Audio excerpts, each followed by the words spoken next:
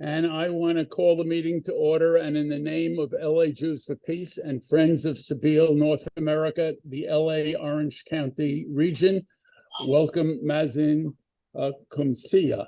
In a few minutes, I will give the floor to Randy to introduce Mazin. In the meantime, there are only two things I want to do. One is the ground rule is please mute yourself, because we have about 25 or 30 people, and if everyone isn't muted, it gets very confusing. And the second thing I want to do is pause for 1 minute and give the coming LA Jews for Peace Zooms. In 2 weeks, we'll have Shira Klein, who's a professor at Chapman College, an expert in Italian Judaism, and she's going to be talking about fascism in the 1920s Italy and maybe in today's Israel. Shira Klein is the person who wrote the elephant in the room letter that over 2,000 people have already signed. Yossi Klein will host then, because I will be out of town. A month later, on October 16th, again, Yossi will host. We're going to have an open discussion, and I invite everyone to join us. A month beyond that, on November 20th, again on Monday evening, only this time at 6 o'clock, and Yossi will not be hosting this one, I will. We're going to have Ian Lustig. Ian Lustig started the concept of the one-state reality, and he just edited a bunch of papers exploring the implications of the one-state reality. That will start at 6 o'clock because Ian is going to be Zooming from Philadelphia. And for any of our guests today who are not normal LA Jews for Peace attendees, just send an email to info@lajewsforpeace.org. That's info@lajewsforpeace, spelled out FOR, peace.org, and ask me to put you on the mailing list.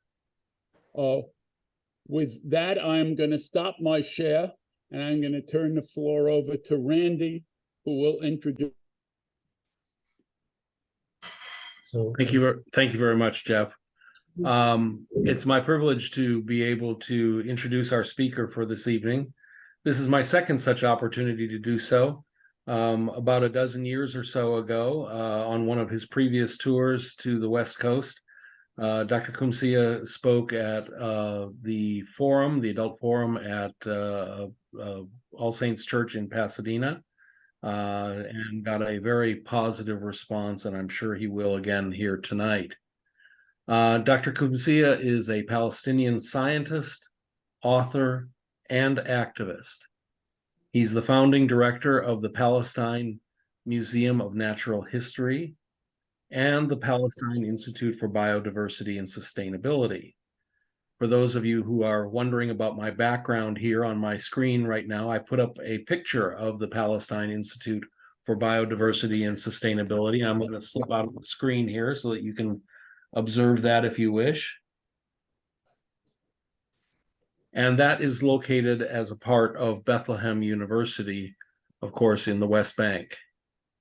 Dr. Qumsiyeh taught and engaged in scientific research in the US for some 16 years, including the last 7 years of his tenure here at Yale University before returning to Palestine. Since 2008, he continues his research and teaches at both Birzeit University and Bethlehem University. At the latter, he joined with other professors to introduce the first biotechnology master's program in the region. And over the course of his career, he has published well over 150 scientific papers on topics ranging from cultural heritage to biodiversity, in addition to being the author of several books. He also serves on the board of a number of Palestinian youth and service organizations, such as the Al-Rawad Children's Theater and the Siraj Center. As an activist, Dr. Qumsiyeh has been on the front lines of resistance, confronting the seizure of Palestinian lands, especially in and around Bethlehem, and documenting his and others' activities in his book, Popular Resistance in Palestine. I'm glad you were able to join us, and join me now in welcoming Dr. Qumsiyeh and his discussion of how does the current state in the Middle East affect the world. Dr. Qumsiyeh. Thank you very much, Randy and Jeff and LA Jews for Peace and Sabeel for hosting me and for wanting to hear some of what we do and some of our thoughts. As mentioned, I'm traveling around the US on a lecture tour that's taking us to 12 states plus District of Columbia, some 45 talks in 35 days. So needless to say, we're a bit stressed, but I will try to do my best. So I will speak briefly about the general aspects of what we do and the environmental injustice issues first, and then I'll talk about how this is related to the rest of the world. And I'll be very quick about it, so please bear with me because I want to have enough time for question and answers. You know, Palestine is geographically very important region. It's where humans migrated out of Africa to the rest of the world, as you see here. It's very rich in biodiversity. It's where also part of the Fertile Crescent, where human agriculture was first developed, first domestication of animals and plants about 12,000 years ago. So Jericho is continuously inhabited for some 11,500 years of human habitation. You're not muted, huh? Can you all hear me okay, or do I need to raise my voice? Okay. And the Fertile Crescent, having been that area of development of agriculture, was as such available for development of what's called civilizations, quote unquote, because I'm not sure we're civilized yet, but that's another story. That's where we invented the alphabet. That's where we developed laws like Hammurabi's laws. That's where religions evolved, etc. People lived in harmony with nature. Most Palestinians, for example, and Lebanese and Syrians the same way, lived off of sustainable agriculture before 1948. But also people lived together. This picture is 1932, where religious and secular leaders met in Jerusalem. This shows diversity of people, you know, Jews, Christians, Muslims, Baha'i, Druze, etc., of various backgrounds. Palestine has always been multi-ethnic, multicultural, multi-religious society. As you know, and I don't want to preach to the choir, but there was an issue in the late 19th century in Europe with dissolution of empires and increased discrimination against minorities, whether Protestants in majority Catholic countries or Catholics in majority Protestant countries, or Jews or Gypsies or Muslims, etc. And a small minority of Jews in Europe thought it's a good idea to have a Jewish state in Palestine. So this is the origin of our problem. This small group of Jews called themselves Zionists. And Zionism was born in the 19th century as a political movement. And its result is very obvious to all of you. I think I don't need to belabor that. But the fact that Palestinians are 15 million people, 8 million of us are refugees or displaced people is a clear symptom of what ails us. Palestine has been shrinking, if you want. And this idea of a shrinking Palestine, this map that you see there, actually came because my son first saw the shrinking map of the United States at the bottom. So he drew one for Palestine. And this is what we have is called settler colonialism. And all early Zionists called themselves colonialists. In fact, the first group they set up to do this, they called the Jewish Colonization Association. And all the leading Zionists called themselves colonizers and talk about colonization from Herzl to Ben Gurion to Golda Meir. Now, This is not a bad diagnosis, by the way. It's a common diagnosis. All countries on earth had settler colonialism. This picture is from North America, of course, showing settlers' view of themselves as bringing knowledge, technology, etc., light, and the natives running away, or even the buffaloes running away. This is what we call in the medical field offering the right diagnosis. And then you can look at the symptoms and see that they fit the diagnosis. And then think about therapy and prognosis. And in terms of therapy and prognosis in this situation, it's very clear. I think, settler colonial states, and there are all countries on earth had it, they end up in one of three possible scenarios. One of the rare scenarios, what happened in Algeria, where 1 million French pack their bags and go to Europe. I don't say back to Europe because they were there 6, 7, 8 generations. Many of them have never seen France in their lives. This was very bloody. 2 to 3 million Algerians and 150,000 French got killed in this struggle. That's rare situation. The second, little less rare, but still rare, is genocide, as happened in Australia and to a large extent in this country, in the US. That's scenario 2, if you want. Scenario 3 is the most common scenario, found in like 95, 98% of the countries that got settler colonialism. And that is the descendants of the colonized and the descendants of the colonizers live in one country post-decolonization. This is like in South America, all the countries in South America, Central America, Caribbean islands, North America, Mexico, and Canada, all of Europe, essentially, all of Asia, most of Africa, etc. Okay, now we have symptoms of settler colonialism, including impact on the environment, of course. And the environment is impacted by other threats, including climate change, habitat destruction, pollution, overexploitation, invasive species, and so on. And I'll just cite a couple of very quick examples of the impact of settler colonialism in our environment.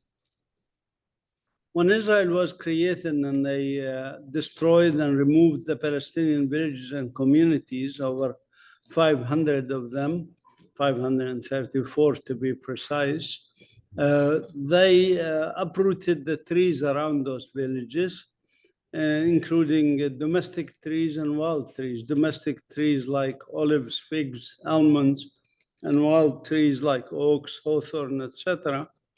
And instead of those trees, they uprooted millions of trees.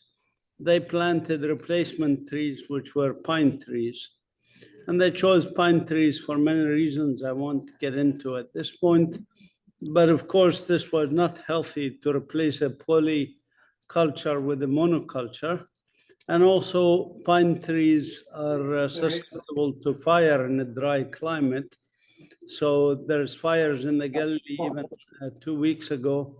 And this fire in West Jerusalem, as you can see, consumed the pine trees. And you can see after the pine trees got burned, terraces that Palestinians built over thousands of years, planting other kinds of trees, were exposed. There was a diversion of the water of the Jordan River from Lake Tiberias to the west for replacement agriculture, replacing agriculture of rain-fed agriculture, wheat and barley and lentils and chickpeas, to replace it with irrigated agriculture of cherry tomatoes and avocados and things like that. And this dried up the Jordan Valley. The River Jordan, which used to flow, as you see in the picture on the upper left-hand corner, at 1,350 million cubic meters per year, now flows at about 20 million cubic meters per year. And it's now basically a stream. You can cross it and barely, well, you can't cross it because it's borderline. But if you were to walk on it, the water would not reach up to your knees. There was the draining of the wetlands of the Hula area. The picture in the lower right-hand corner is of Palestinian women harvesting reeds from these wetlands before 1948. And when Israel said they drained the swamps, I don't like the word swamps, but it's wetlands. Of course, they expelled the natives around these wetlands. And of course, that also resulted in the extinction of over 200 species of animals. There's the use of so-called nature reserves as a method of ethnic cleansing. And this is a common phenomenon around colonial entities around the world. So basically, they designate nature reserves for the sake of excluding Palestinians. Actually, the first nature reserve set up at the national level was Yellowstone, a national park, and justifying it for Congress, the authors of that bill wrote to exclude the Indians, and that's how they do it in many countries. However, many countries keep them as nature reserve. For Israel, actually, most of them are used for other purposes. So, for example, if you look at the map on the right, the nature reserves are in green, and the military training zones are in red, which sit on top of the nature reserves. In the middle picture or map is the green areas, the South Hebron Hills, quote unquote nature reserve, and on top of it in red is the military training zone that the Israelis use it. So in the so-called nature reserve, they do things like this with tanks, etc., live ammunitions and so on. And they also arrest children, like these two kids, for picking wild oregano, za'atar, in the area that is both, quote unquote, a nature reserve and a military training zone. And they demolished schools in those areas of South Hebron Hills. The use of nature reserves to exclude indigenous people is a very common practice, but also the use of so-called national parks, which are not nature areas, but developed areas supposedly for historic and religious significance. For example, this green national park around the old city of Jerusalem is designated as such to exclude the Palestinians from the area. That's why you hear about the problems in Silwan and Sheikh Jarrah, etc. Incidentally, the way that Israel defines national is, of course, different than other countries. National, in their definition, Israel recognizes Jews as a nationality, and so national refers to Jewish nation, not to citizens of the country, etc. So there's in the ID cards, you would write nationality being Jewish, or nationality Arab or Druze, for example. So national parks in Israel are essentially Jewish parks, or for Jews' use only. And so that's why Palestinians in the areas surrounding the old city cannot fix a roof or a ceiling that's broken, while Jewish settlers can build in those areas 4-story buildings, etc., in those same areas in Silwan and Sheikh Jarrah. There's the industrial settlements that are built both in nature reserve and outside nature reserves that dump their toxic waste on us, and my students study these phenomena. This is Jabal Abu Ghneim, what it used to look like on the top, and what it in 1997. and what it looks like now is a Jewish-only colony built on Palestinian land. This was the only green area between Bethlehem and Jerusalem. And our students, again, and I study research areas of biodiversity and biodiversity conservation. This is continuing. Now I want to come to talk a little bit about, I don't know how many people are on this call, but there are 32 people that are on the call, and there are 9 others who are listening to me here. So say 40 people. Why should you care? Why should those 40 people care about what's going on there? Why is it important? Why is it relevant to us in America? I lived in the US for 28 years before I returned to Palestine in 2008. And I'm always puzzled by, sometimes how few people know about what's going on in Palestine. And if they know anything, it's what the mainstream media shows them of the violence and things like that. And usually it's a one-sided violence, Palestinians supposedly attacking Israelis, and when in reality, of course, more Palestinian, 10 or 11 more times for every Israeli civilian killed, there are 11 Palestinian civilians killed.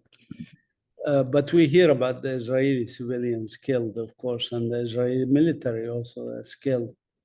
So, but that's what people hear. But, so one aspect is you can't blame them for not knowing. But they should know something else, which is that their politicians always tell them that we have this quote unquote special relationship with Israel, right? Israel gets more aid per capita than many states in the United States, probably even California has federal aid. Israel gets more money than Sub-Saharan Africa and Latin America combined. So there is something special about Israel. The government is infatuated with Israel and supports Israel. Our Congress, when they vote on Israeli resolutions that are drafted to them by AIPAC, the American Israel lobby, they usually vote by 99% in favor and 1% both abstentions plus negative vote. So we have a lock on our politicians, basically, in terms of this. Okay, but that still doesn't explain why the American public should care. What's the point? I mean, one aspect maybe we hinted at is this lock on our politicians. American public should care about other governments interfering in the US elections. After all, they talked about Russian interference in the last election. So, Israel interferes in our elections at every level of our electoral process, from state to national to the Congress, etc., and shapes our foreign policies. But even if one doesn't care, okay, let them shape our foreign policy. Why should we care? Well, they also take billions of dollars of your tax money. So you should care at least for that. If you are an American Jew, you should also care that Israel, when they bomb refugee camps with American supplied F-35s or F-16s, that the insignia on those F-35s and F-16s are not American insignia, but actually Star of David and things like that. That should make people pause, They are doing it in the name of Judaism, and they claim they represent Judaism. They don't just claim they represent Zionists, they claim they represent all Jews. And in fact, as I told you on the nationality issue, they consider any Jew in the world to be a national of the state of Israel, whether they want it or not. Part of Am Israel, the people of Israel. So that's why, American Jews should care. But average Americans should also care about this. Our debt, which is now, what, $31 trillion? It turns out that nearly half of it is caused by our wars in the Middle East, in Syria, in Iraq, in Afghanistan, in Yemen, in Somalia. And those things did not, why the Middle East? Again, because of this special relationship with the State of Israel.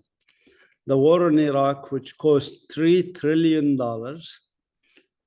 3 trillion with the T, was not because of oil. I'm sorry to disappoint sometimes my leftist friends who say it's about oil. Sorry, American oil companies were actually, the CEOs were against the war in Iraq. And the evidence post the war, American oil companies did not get the oil in Iraq. It was because of Israel, because of the lobby that pushed the US to go to war in Iraq, thinking it will be good for Israel. It turned out not good for Israel, by the way. It turned out when you removed Saddam Hussein, who was against Iran and against the Shia and against against the Daesh and Islamic fundamentalists, you opened the can of worms, and Iran was strengthened and Islamists were strengthened. So you didn't create a, quote unquote, another Israel-friendly regime, a la Saudi Arabia or a la United Arab Emirates or Bahrain, which are now normalizing with Israel above the table. Before that, they were normalization below the table, but we can get into that in the discussion if you want. So anyways, my point is American situation around the world is deteriorating, and it is deteriorating partly because of its follies in the Middle East, a la the Roman Empire stretching itself in the East too much. And I think this is partly to do with this lobby that's guiding our foreign policy, and the American public should care about this. The final point I want to make about why we should care is if you think about why we cared about South Africa. Why did we mobilize boycott, divestment, sanctions against South Africa, apartheid? Well, partly it was because there was hypocrisy in Western foreign policy. And while the Western governments embraced apartheid and supported the apartheid regime in South Africa, just like they now support the apartheid regime called Israel, they talked about human rights and justice and things like that, international law. This was hypocrisy. If you are for international law, why would you support an apartheid regime in South Africa or anywhere else? So it exposed this Achilles heel of Western hypocrisy, basically was South Africa at the time. And now the Achilles heel is Israel. Just to give you an example, they talk about Russia's occupation of parts of Ukraine. And so the US dumped $100 billion to support the Ukrainians to defend themselves against this illegal occupation. And by the way, the illegal occupation of Russia, by Russia, of parts of Ukraine, there's not a single UN resolution against it. Israel has been illegally occupying Palestine for dozens of years. And instead of funding us, the Palestinians, to resist by $100 billion, the US actually funded the oppressor by hundreds of billions of dollars. So we're talking about that hypocrisy again. This is part of why the American public should be up in arms about this and say enough is enough. And this is why I think people should wake up and should act, not simply because they feel sorry for Palestinians. Yes, Palestinians are suffering There's 15 million of us. 8 million of us are refugees or displaced people, and the rest are cooped up in ghettos. But you know, there's suffering people around the world, but we're not paying for it. I, as an American taxpayer, I have U.S. Citizenship, so I pay taxes. Even after I relocated to Palestine, I still pay taxes. My tax money are not used to oppress people in Iran, you know, or anywhere else. They are used to oppress people in Saudi Arabia, in Palestine, Israel, in countries that the West supports, okay? That's where my taxes are going. So I should care about that, and everybody on this call should care about that too. The US also shields Israel from international law, by the way, by using the veto power that they were given after the Second World War at the UN to shield it from international law. Now, a final point about this, why it impacts the whole world. You know, 200 or 300 or 400 years ago, genocide, you know, people shrugged their shoulders and didn't care. You know, there was genocide that King Leopold and the Belgians did in the Congo in Africa for getting chocolates and things like that. You know, and millions of people were killed. There was the genocide of the Native Americans here. 150 million Native Americans in North America and South America were butchered, killed, or died by diseases. You know, again, you know, history is full of these things. But we are in the 21st century, people, and this is not going to wash well in the 21st century as it did to the colonizers 2 or 3 or 4 centuries ago.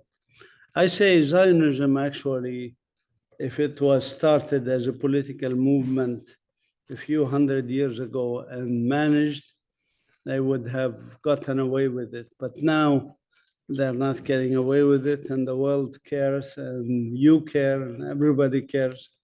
And so things are changing. And we Palestinians, of course, we will struggle. I mean, just like the Native Americans struggled, the natives in this country. And Qumsiyeh, you know, is a famous resistance fighter. So Palestinians resist, and they continue to resist. And they seek your support. They seek your, at least, acknowledgement of your role. Howard Zinn, for example, wrote a book called, Howard Zinn is an American Jewish historian. He wrote a book titled, You Can't Be Neutral in a Moving Train. So you can't be neutral. You can't say, well, it's not my problem. It is our problem because we're all in it, whether we like it or not. And so I'll skip a few slides here. This is just some of our work with Gaza, nutrition of women, etc. With the Rotary Club, we do actions like delivering water coolers to schools in Bethlehem area, needy schools. Our institute, Palestine Institute for Biodiversity and Sustainability, gets volunteers from around the world and volunteers from Palestine, and also even Israeli volunteers who come and work with us. We are setting up a museum of natural history, an eco garden, a biodiversity center, an ethnography museum, etc. Let me just show you some pictures. And you're welcome to come and visit us if you like to see what we are doing. This is our rainwater harvesting system. You know, Israel takes 95% of the water of the West Bank, leaving us with very little. And so they steal it, let's put it this way. But anyways, you know, this is the Museum of Natural History aspect of it, the ethnography aspect. We have a garden that includes a community garden, where even children from the refugee camps come and do some planting. We have aquaponic systems. We grow fish and vegetables. We work with children a lot. This is just some pictures of our work with children. This is from a few weeks ago. We got 3 weeks ago. We got 5 rescued baby hyenas that we were nursing them to life. And this is one of our international volunteers showing the baby hyena to the children. You can see the children enjoy themselves in the middle of mayhem, in the middle of difficult situations. They get to have a breather. The garden and the museum are like basically an oasis of hope in the middle of this horrible, horrible situation. And we take the museum to remote areas. We have mobile educational unit, as you see it on the top. We take it to remote villages and Bedouin communities like in Khan al-Ahmar or the South Hebron Hills, where they demolished schools and homes and arrested those 2 children, as I told you, for picking wild oregano. We work with women cooperatives and women individuals to encourage them to make their own products because of the distressing economy that we are facing. So they learn how to make even cosmetics or package food products and sell them. We teach them how to do this marketing, how to work in the area. We set up a new national biodiversity strategy and action plan for Palestine. And we also redesignated the protected areas you see on the left for the West Bank. Again, instead of what Israel designated to exclude the Palestinians, we designated those with the International Union for Conservation of Nature based on international criteria. These are just some of the people that work there. Most of them are young. All of them are young except me and Jesse. But anyways, this is some of the international volunteers. You can see they come and pick olives or make apricot jam or work in the garden or build a biogas unit, by the way, like the one on the top. The woman in the red shirt there, or brown, is that brown shirt? Is Zohar. And Zohar is an Israeli volunteer. She lived with us for 2 years, putting to the lie the notion that we can't live together, by the way.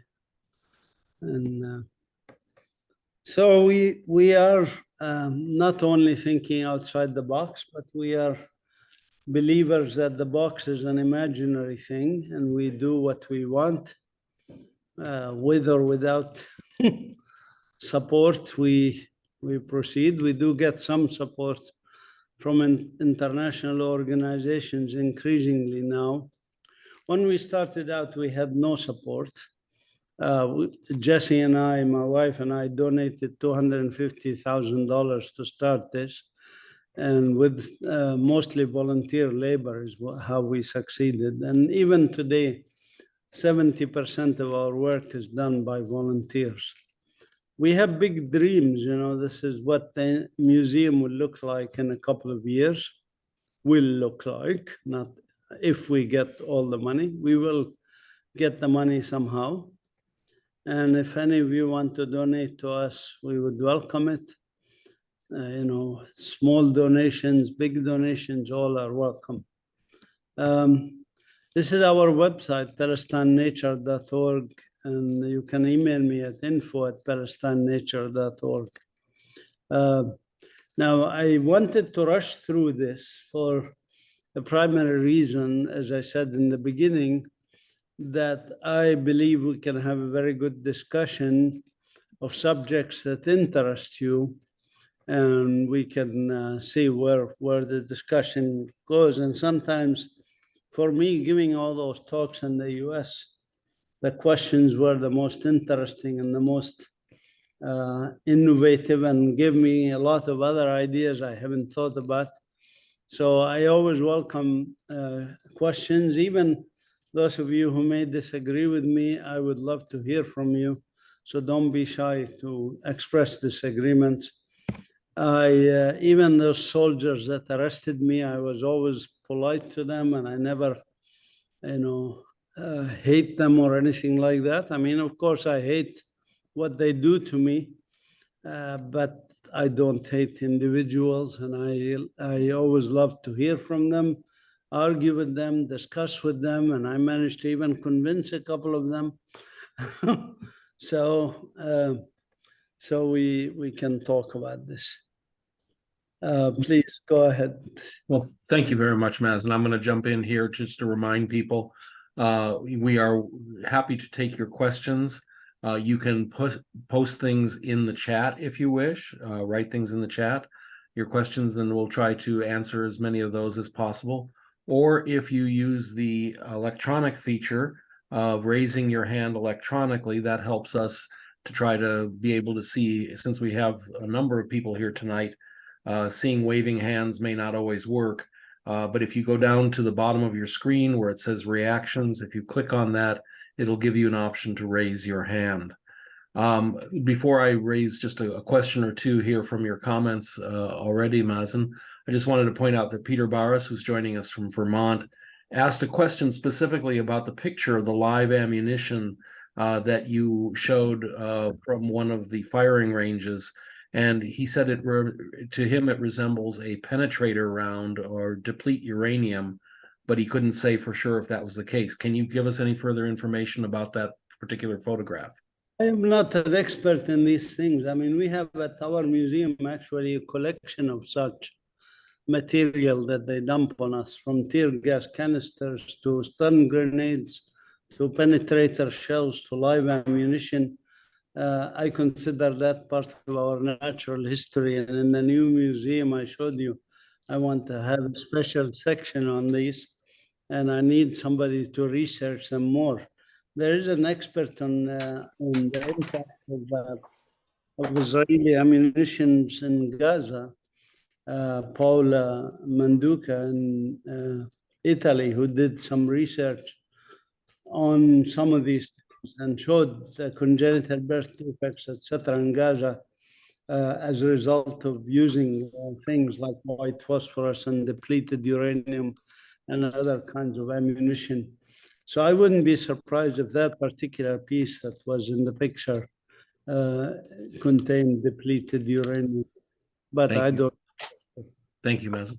We have one person raising their hand already, but before I get to that, I just want to point out the comment that Don Pagler, who is a survivor of the Israeli attack on the USS Liberty in June of 1967, made the comment that the lobby that you talked about, I'm assuming he means AIPAC and the US lobby, has kept our story buried.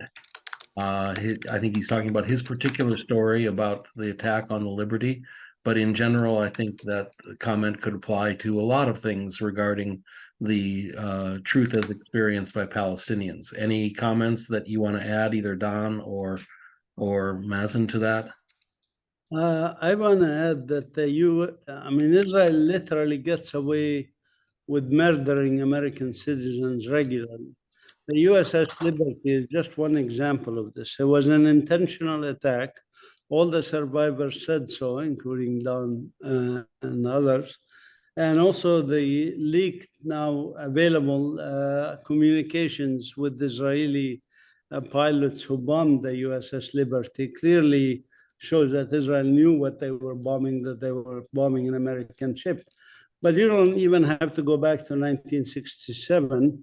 Israel has been killing American citizens in the West Bank and in Gaza regularly.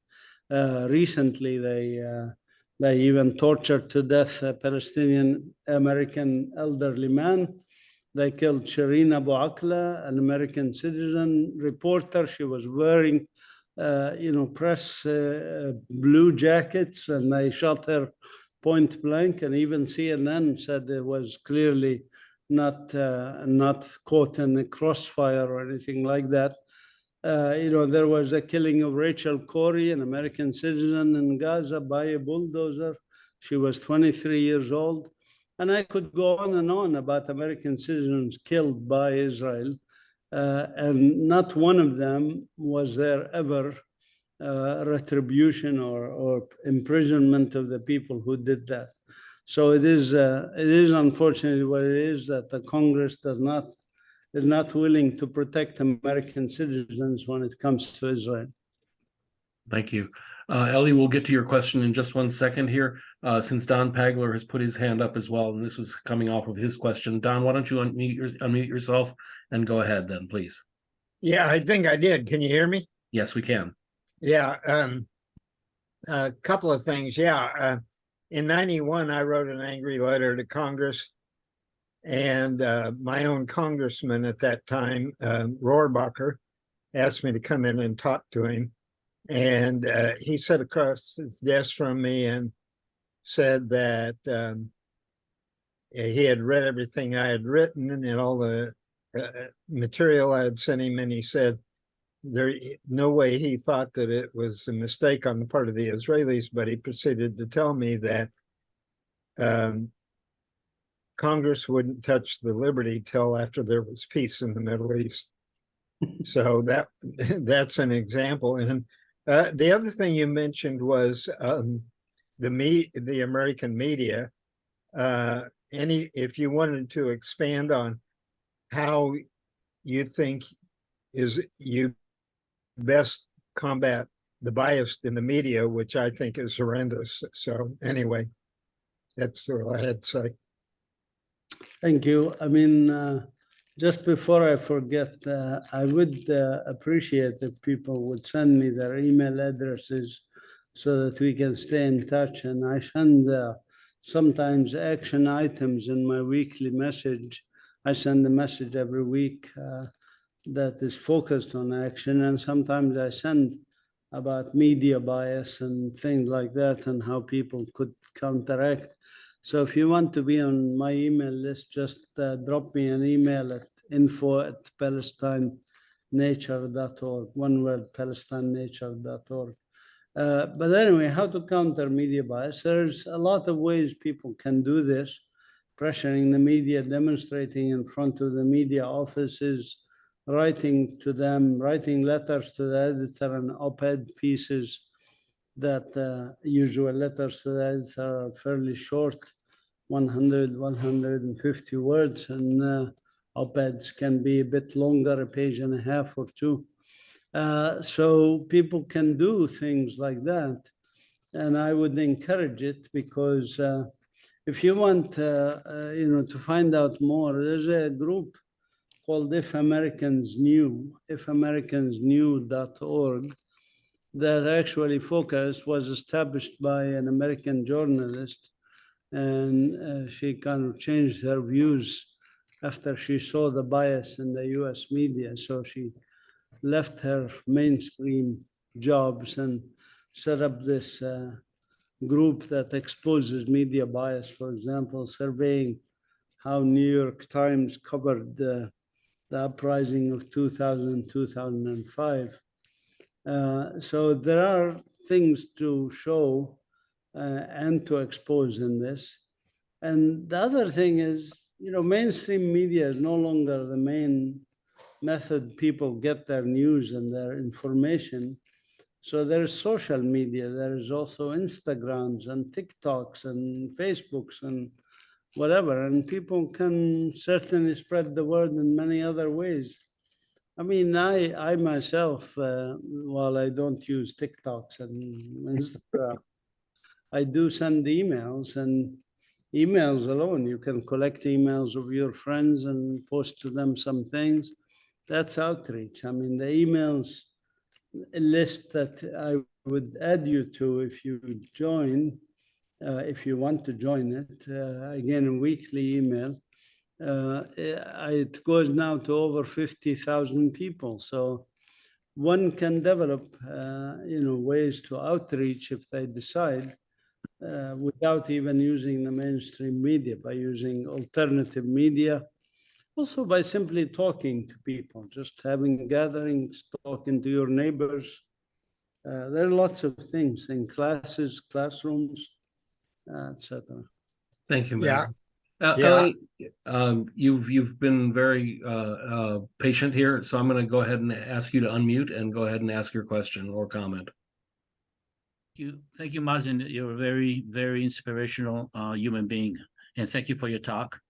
And my question is about BDS, if I may.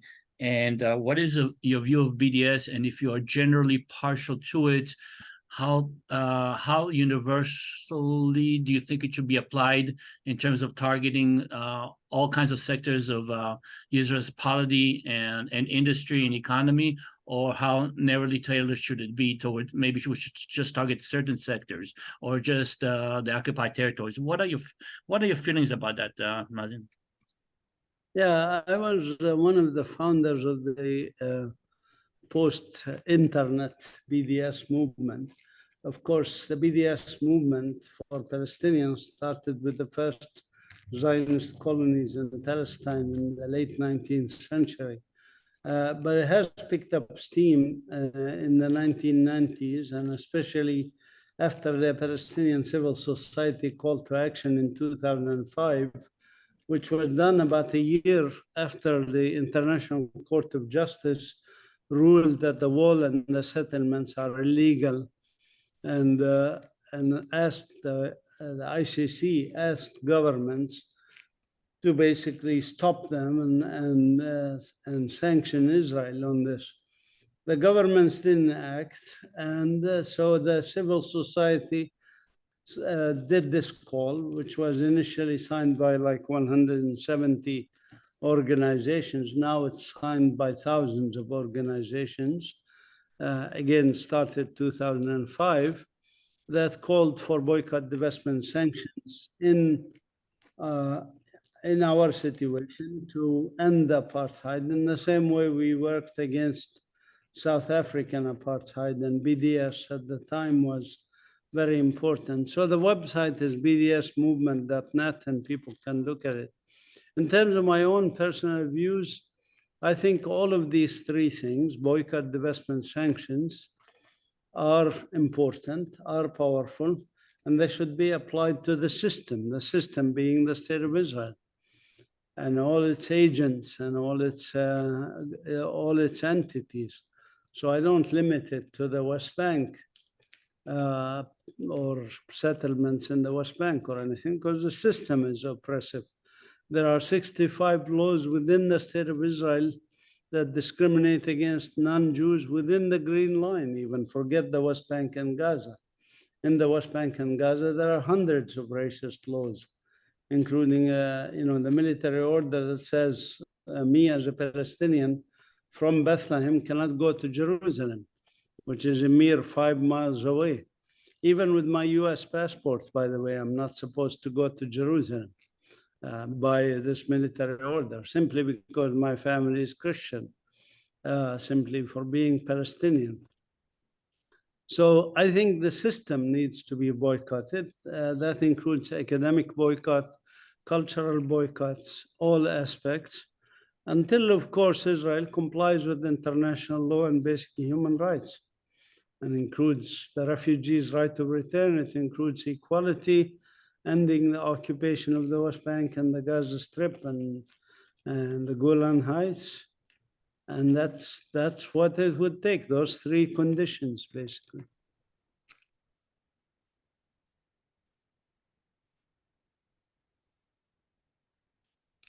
Sorry, I was muted. Jeff, you had your hand up. If you will unmute yourself.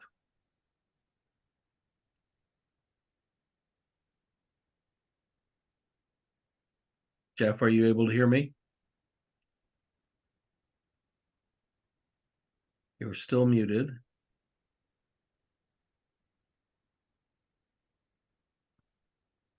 Well, perhaps while Jeff is working on getting himself unmuted here, Mazin, if I can ask you a question. You talked a little bit about the South Hebron Hills area, but it seems that there's a lot of focus right now on the area around Efrat, which is in the district of Bethlehem. Could you talk a little bit about what you're seeing there these days, and how this is impacting life in both the city of Bethlehem and in some of the surrounding villages around there?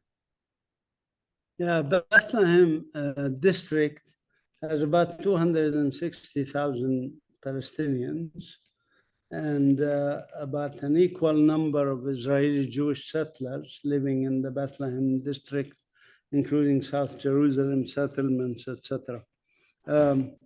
So we had a lot of settlements growth in Bethlehem. The settlers are basically controlling 85% of the land of Bethlehem. It's okay then. And these settlers engage in regular harassments of the Palestinians in the area. And so they took, as I said, 85% of the land of the district of Bethlehem is now forbidden for us to develop. We are down to 15%, which is increasingly being surrounded by walls. It's tough, but we survive. Okay. Jeff, are you back with us? Can you unmute if you are? All right. Well, while you're still having some difficulties here, and I'm sorry, my Hebrew is as bad as my Arabic. So our next questioner, I can't read your name. So go ahead and introduce yourself. Okay, I'm Gideon. Thank you. Thank you, Gideon. Mazin, thank you very much. I'm an Israeli and I'm Jewish, and I do care about what's happened in Israel-Palestine. I think what you said about the organization you built is a testament to the resilience of Palestinians, that they are not only focused on survival, they also work on building institutions, which I think it's very important, and add a layer of to a layer of resistance to what's happened there. So my question is, going forward, what do you BDS? I personally, don't believe BDS is that successful. There is a lot of organization, but the government in the world continue to support Israel. Even a progressive American still support assist the money, the aid to Israel of over $3 billion a year. Yes, it even went up through Obama presidency. Yes. So what's beyond BDS? Do you see a third intifada coming? Do you see any impact, positive impact of the Abraham Accord or the upcoming, some kind of peace agreement with Saudi Arabia? I mean, I think personally that the Israeli and Palestinian are locked in futile battle that doesn't go to a solution, which is very sad. Yes. So what do you see upcoming? What kind of impact would you like? What kind of solution do you see coming? Not what solution you would like to have. What do you think solution is coming? Yeah, thank you for this question, Gideon. There's a document released in Israel recently, which I encourage everybody to read, called "The Elephant in the Room." It's signed by thousands of Israelis, Yes. and it speaks about how this squabble over judicial appointments is really missing the point by not talking about the elephant in the room, which is, of course, the Palestinians and what to do with us, millions of us, including the refugees that are outside the country. So, I think there is a very interesting element of increasing awareness of what needs to be done. Okay, what needs to be done? Forget about what's my wishful thinking and whatever.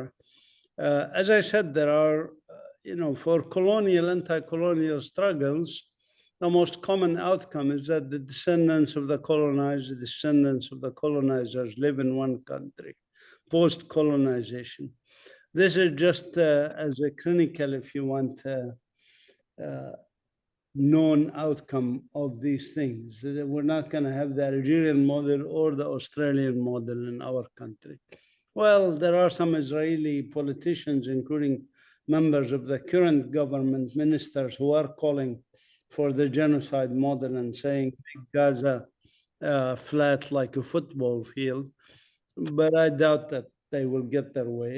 And, I remain optimistic that that's not going to happen. So if that is the case, if we all believe in equality and justice and human rights, in ending the colonization process and allowing people to live in dignity in their country, as per the Universal Declaration of Human Rights, that is what we aim for. Now, the second, I guess, between the line, I read your questions, what is it that I think will happen in short term or medium term or long term? I mean, I don't have a crystal ball about these things, but I think humanity is at a crossroad. We as humans are facing existential struggles, as you know, with climate change, now with the war in Ukraine and potential for nuclear war, whether in the Middle East or over Taiwan with China or Israel and Iran or anything. We have a choice. We either choose the choice of wars and conflict and injustice, or we choose the route of justice and human rights. And the document, The Elephant in the Room, says basically we need to change our course. We need to think about human rights. And I think that is where we should head and what we should all try to push for.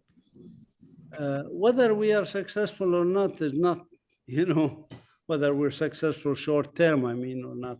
I'm sure long term we will succeed. If we don't, I guess cockroaches will inherit this planet and then it will be meaningless anyway. So, but we should try. We should try to push for that alternative road. And I think many Israelis, as I said, and many Palestinians are moving there. I'm on this one democratic state group. If any of you are interested in moving there, I can send you information about it with Israelis and Palestinians.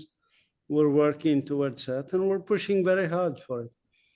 I'm an optimist by nature, so I believe we will succeed. I hope we will succeed in my lifetime, but I guess that depends on how long I live. So maybe 5 years, maybe 10 years, maybe 20 years, but ultimately that's where we are heading. And if we don't, as I said, it's not going to be Zionism wins, Palestinians lose, or vice versa.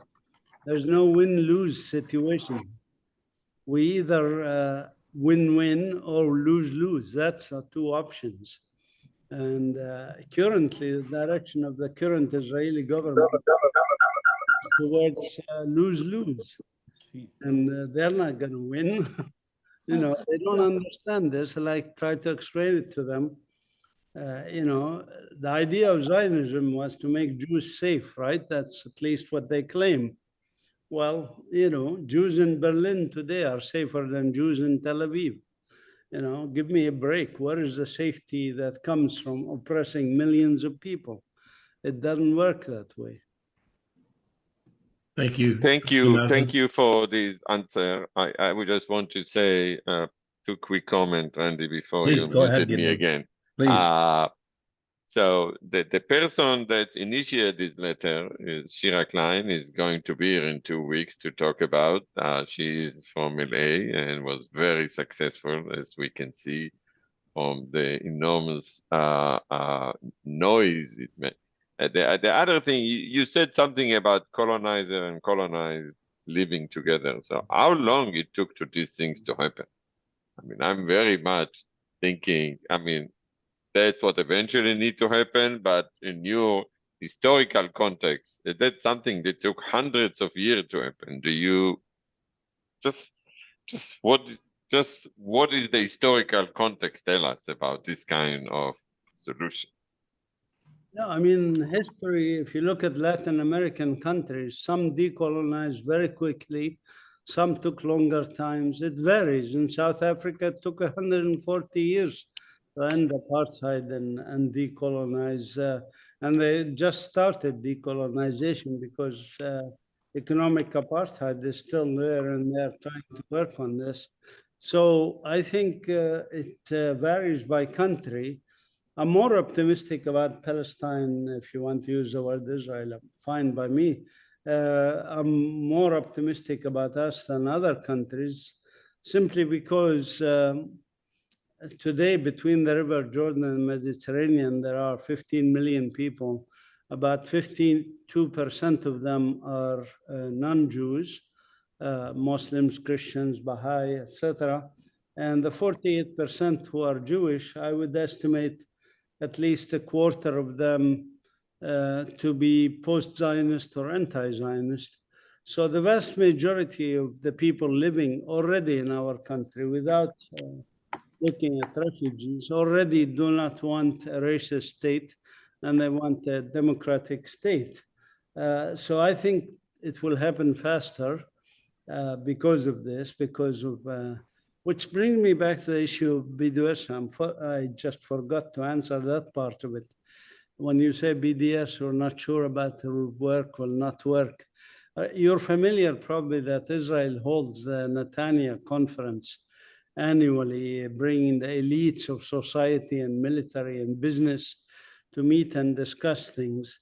The two major threats that they usually have sessions on and they identify as most important threats to the Zionist state are, number one, demography, Palestinian demography, demographic bomb, the woman, the Palestinian womb being such a dangerous thing. And the second one, they talk about international solidarity and BDS, a la what happened with South Africa. They consider those two even more of threat than Iran or Hezbollah or other military threats, if you want. So I think the fact that they consider them threats indicates that they are successful.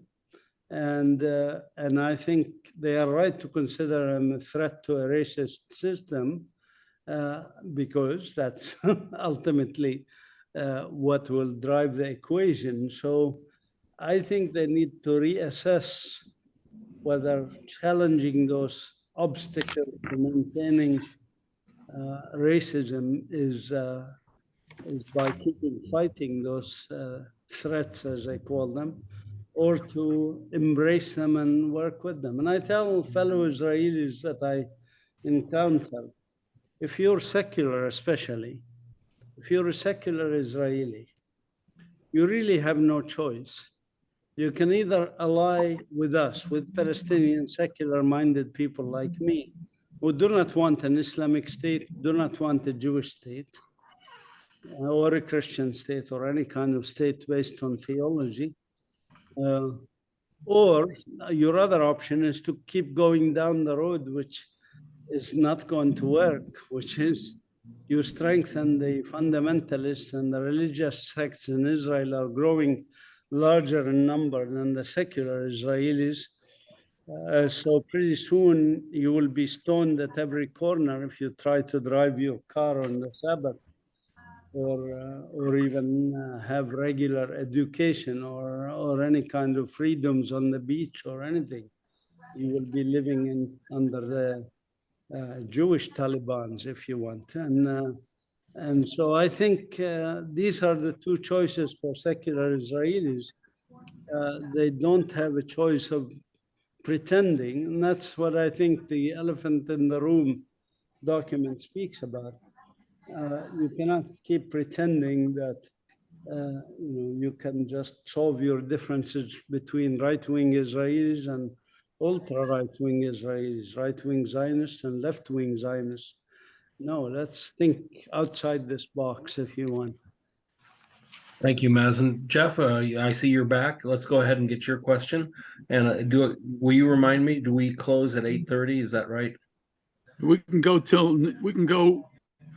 go till 9, but we can go as long as Mazin is ready to answer questions. Okay, thank you. Okay, your last two questions were sort of long-term. I have a much shorter-term question. This judicial coup that's going on in Israel is very bad for everyone, and especially bad for Palestinians. Just while this government is in charge, even though they haven't fully emancipated the Supreme Court, the ethnic cleansing in Palestine is way faster in the past 6 months or 4 months than previously. So what are the Palestinians doing to try to avoid or stop this judicial coup that the messianic extremists are pushing on Israel? Well, the Palestinians, I mean, I don't want to generalize, of course. You know, there are millions and millions of Palestinians. I can generalize about the Palestinian Authority. The Palestinian Authority is interested only in its own survival and its own privileges, and it's not helping the Palestinians or the Israelis to face reality. And Netanyahu himself said he's interested in maintaining the Palestinian Authority. Now, in terms of the Palestinian public, again, I remind everybody here that we are under occupation. We are under oppression. We are not free agents of our own direction, and the Palestinian Authority is not really an authority on anything, let alone being a state. So, you know, and I was in Lebanon just a month and a half ago, speaking to Palestinian refugees in Sabra and Shatila, where a massacre was committed, and it's horrific, the situation in the refugee camp. 60,000 people living in about a square kilometer or so. It's really, really tough. So what do you expect them to do? You know, they cannot do anything. They don't have, they're trying to escape to Europe through the sea and being drowned in the sea from Lebanon, from Syria. The economic situation of those two countries is devastated because of the American sanctions that are put there at the behest of the Israel lobby. So, in brief, Palestinians are barely making it. Now, Palestinians like me and a few others, there are thousands like us, who are active and act on their convictions. If you want my own personal thing, I signed the document, The Elephant in the Room. That to me is interference enough, if you want, in Israeli matters. And that's the only thing I can do. What else I can do? I mean, I cannot do much to convince Israelis that they are going down a path of self-destruction, and that the biggest cause of deaths in the Israeli army today is suicide, not killing by Hamas or the resistance forces in general. You know, that this is not the right direction. So I try to convince them. But this is all we can do as academics, as activists, as organizers on the ground. So I don't know that what you would expect us to be doing. If you have any ideas, please send them to me. I'm happy to consider them and disseminate them. If you want, just email me.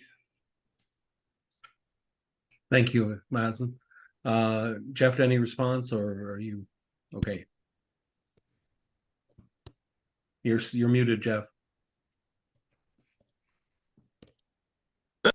There we are. Let me just say that the Elephant in the Room letter, which now has 2,100 signatures, I'm signature 932 or 928 or something like that. will be open again in a few days for anyone's signature, and I encourage, like Mazin just did, I encourage people to sign it. Okay, thank you. Mazin, I don't see any other hands raised, so I'm going to take the opportunity while people are formulating further questions here to ask one of my own. Well, I think Daryl Myers is trying to get your attention. I'm Randy. sorry, Daryl, please go right ahead. Thank you. And Mazin, I do remember when you came over to Exposition Park at USC and in LA to look at the museum there as a possible model for your work there in Bethlehem. And it's so good to hear how things are going there with you. But I want to ask you this. 1 or 2 days ago, there was this extensive UN committee report on the legality or illegality of Israel's occupation. And it's going to be presented, they hope, at The Hague next spring at the International Court of Justice. Do you see this report being a possible tool that we can use? Because it was recommended at the end that we certainly share this with our Democratic senators, at least, and Congress people.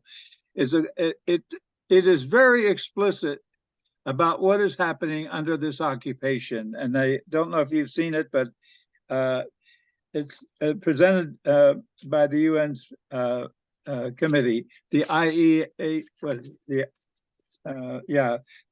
CAIPP, in the exercise on the inalienable rights of the Palestinian people. Do you see this report being useful for us and perhaps for us to really press our Congress people on it?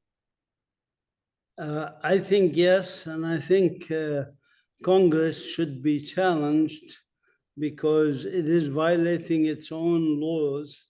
For example, there is the Leahy Amendment that says Congress cannot fund countries that persistently violate human rights, and Israel persistently violates human rights by testimony of all human rights organizations, from Amnesty, Human Rights Watch, Physicians for Human Rights, Rabbis for Human Rights, B'Tselem, etc., by the UN reports, by the EU reports, and also by the US State Department itself. The annual reports that they issue demonstrate that Israel violates human rights of non-Jews and the West Bank and Gaza under occupation by denying them basic human rights. And so the US is violating its own laws, and it should be challenged on this. I do not see international fora as useful enforcement mechanisms. They can issue declarations and statements and decisions, but ultimately the way the UN was set up after the Second World War, the US has a veto power, and so it shields Israel from international law. So I do not see a possibility for holding Israel to account without changing US policies vis-a-vis Israel. That is why working within the US is important, and I encourage you all to get involved in, as you said, talking to congressmen, senators.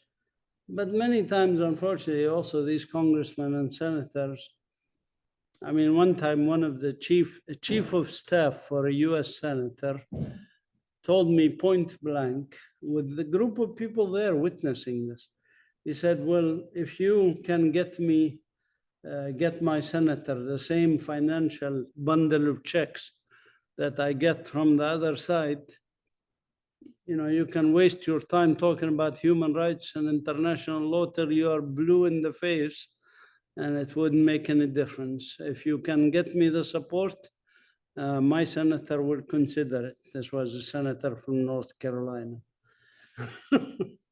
So unfortunately, it's all about money and politics, and that's also something this country needs to reconsider, is the influence of money in politics. Thank you, Mazin. I'll go ahead with my question now, if I can, and then I'll get to Dick Platkin, who I see just raised his hand too. My question was regarding your earlier comments regarding AIPAC. To what degree do you also see the problem of influence in Congress as coming from the Christian right, the so-called Christian Zionists?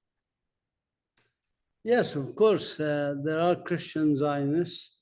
You know, people overestimate their power in terms of politics, but they are powerful. And the reason I say they overestimate their power, and most of them, are, in my humble opinion, are crooks on TV who want to collect money in the name of Christianity. So they don't shell out the kind of influence financially in this regards. And even those evangelical Christians, you know, their ability to influence, of course, they vote for people like Donald Trump and so forth. So their issues are diverse, and Israel is one of their issues, but they have other issues, you know, from abortion to other, you know, anti-gay or anything, you know, they have many issues that they try to lobby for. I mean, Congress is susceptible to many lobbies. There's also the industrial lobby, there's the military lobby, there's the Israel-Jewish lobby, there's the Christian Zionist lobby, there's the oil lobby. But again, you know, what politicians do, they stick their finger up in the air like this and see where the wind is coming from. And if people are not mobilized to make them do the right thing, they will end up being bought and paid for, whether by the gun lobby or the Israel lobby or any other lobby that's there. I think, you know, to me, also as a Palestinian of Christian heritage, the use of the word Christian Zionist is insulting in many ways, because you cannot be a Christian and Zionist at the same time.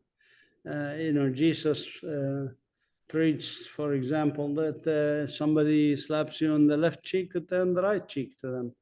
And being a Zionist means you support ethnic cleansing, and you support military, and you support this. And that cannot be congruent with Christian teachings. You know, the Crusaders were the last group that had adopted Christianity to such ends, and we know that that didn't end so well. You're muted. Thank you very much. Dick, are you ready to ask? I'm ready. Okay. I'm interested in, you mentioned the United States. We know that public opinion is changing. There's a big difference between young and old in the United States, and Democrats and Republicans, with Democrats being much more sympathetic to Palestinians. Do you think at some point this will affect U.S. foreign policy, or foreign policy operates independent of public opinion in the United States? Public opinion is always important, especially if accompanied by action. I mean, if you had asked American public 30 years ago if they support military aid to Israel, even then, a majority would say we oppose it. And Congress was going against what public opinion was. Now the numbers are even more, and Congress still supports Israel. So Congress will change only when public opinion is accompanied by action. If you think in this country, for example, what are the positive things that happened over the past 200 years, and how did they happen? It was not because you know, Congress paid attention to public opinion if it were not accompanied by action, only when it was accompanied by action. I'll give you examples of positive things that happened. Women right to vote in the 1920s. How did that come about? I mean, public opinion, of course, 50% of the American public is women, so they were for the right to vote from before that, long before that. So, and many men were for it also. So it was not just the survey of public opinion, it was the pressure that applied to Congress. And that's how women got the right to vote. That's how we got the end of the Jim Crow laws and the proliferation of civil rights movement is not, again, related to just a simple public opinion. It's related to actions. Ending the war in Vietnam is another example. Ending US support for apartheid in South Africa.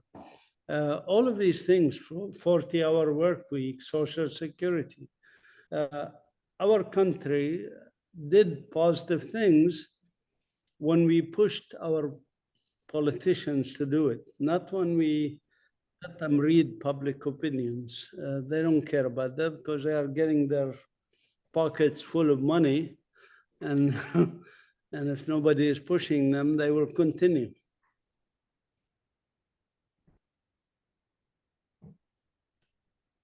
I see, Peter, did you have a comment or question? Oh, okay, I saw a waving of hand. I guess that was an applause, I guess, a la occupation. If there are no other questions at this point, I'll give a moment for people to raise their hand or to wave at me if you have your screen on. Be happy to take any further questions, or we can let Mazin get some rest after a long day of travel. Yes, Gideon, I believe it was. Oh, So, Mazin, you use the word genocide, which is very loaded, for me at least. When I look at what's happened in Israel-Palestine, I don't consider it genocide, but a lot of Palestinians using it, a lot of supporters of Palestinian cause using it. So, I mean, why do you call it genocide? I would say this, if you compare it to what's happened to other indigenous communities. I didn't use the term genocide with the Israeli-Palestinian question. I said there are three outcomes, and the outcome of coexistence or genocide of the natives, or the Algerian model, which was also essentially genocide because 2 to 3 million Algerians were killed. But there are legal experts who can argue about this point.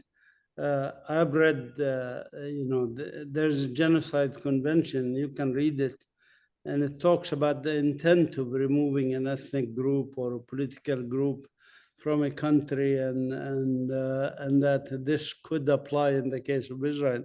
To me, it doesn't matter that we use the term genocide or attempted genocide in the case of Israel, but obviously we are not even 1/1000th of what the European colonizers did in North America, as I said.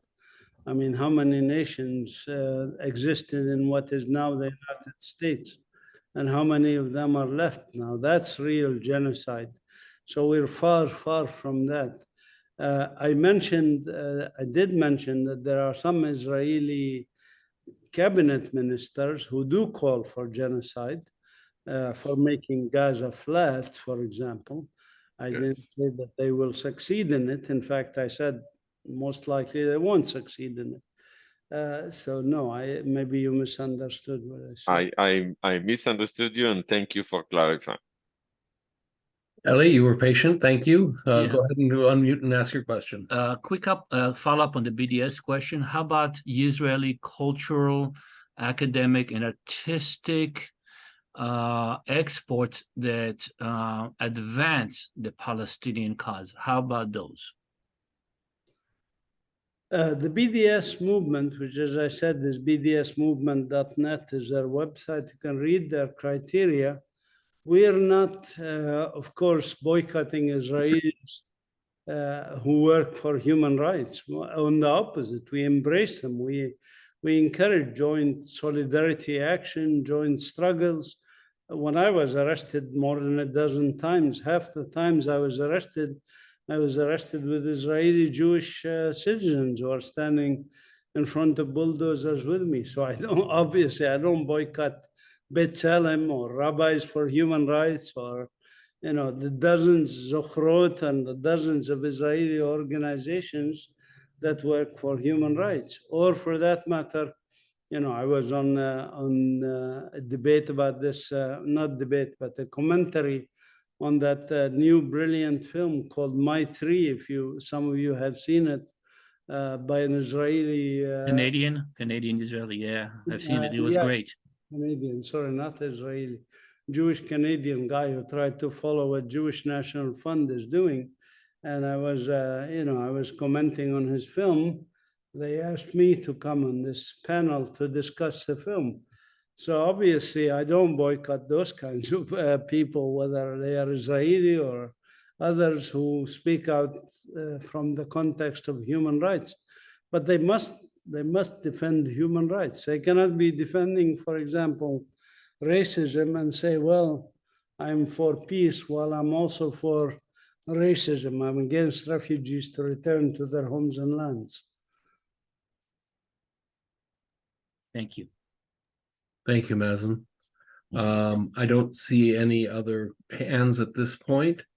I put my emails, by the way, in the chat for everybody to read. If you want to email me, we can continue this conversation. But thank you very much for listening. Mazin, thank you very much as well. I know that the Institute is a list on my list of next places to visit the next time we're in Israel and Palestine. And so I wish you well. If you want to say any other further words before we depart. I'm glad you mentioned that. I would welcome anybody to come visit us, volunteer with us. We offer room and board for volunteers, Israeli, American, whoever. Ahlan wa sahlan. We make good food. Thank you. Jeff, do you want to say anything in closing here for our program? Yeah, I want to thank Mazin, and I'll have the recording up. I will send out an announcement with the recording within a couple of hours. I will put Mazin's email in the recording. I just want to say that my computer fell apart about an hour ago, so I hope that it looks like the recording is still going on. I hope so.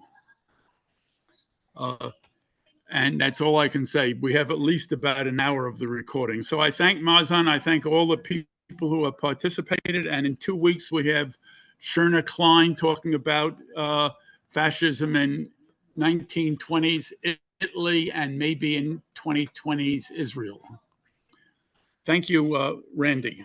Thank you, Jeff. And I think this was a successful first opportunity to work together between Sabeel and LA Jews for Peace.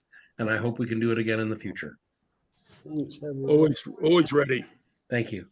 Thank you, Randy. Good night, Thank you, everyone. Mazin. Thank you, everybody.